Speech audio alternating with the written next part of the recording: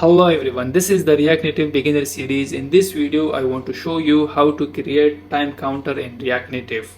So I'm using the useEffect to create the time counter. So useEffect is the hooks is used to handle the side effect in the function components such as fetching the data or updating the DOM. So it take two arguments. The second one is optional, the first one is necessary. So this is the useEffect definition. So let's start with the practical. So I will show you how to create the time counter using useEffect. For that we need one state. So assigning our timer in that. So const and count set count use state assigning the value 0. Just copy this state and I want to show the value is the value of the state is now 0.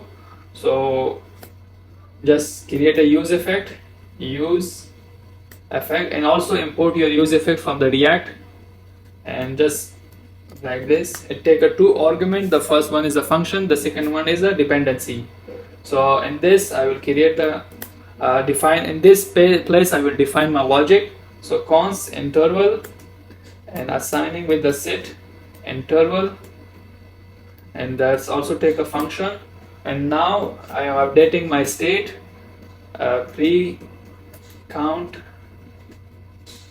and if the previous value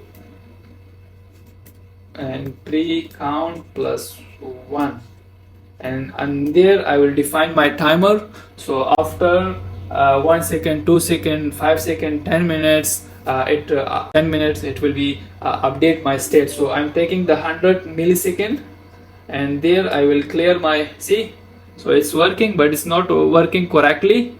So now I need to return arrow function clear interval.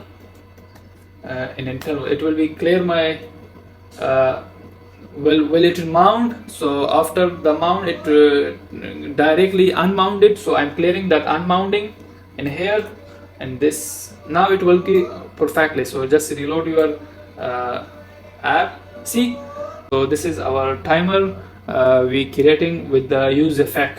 So see you, bye bye.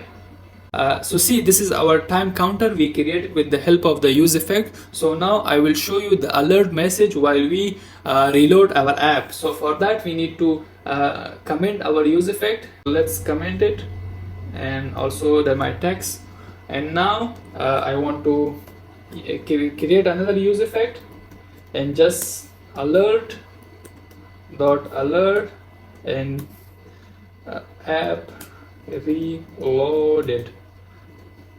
So if I reload my app, so it will show the first thing. If I reload my app, it will show the first thing and that alert message.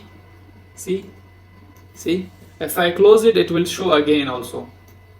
If I reloading app, the first thing it reload that useEffect. So we can use also useEffect for that purposes also, like we can reloading. So the first thing we are executing in this page that is useEffect. So we can also fetch the data like this using useEffect.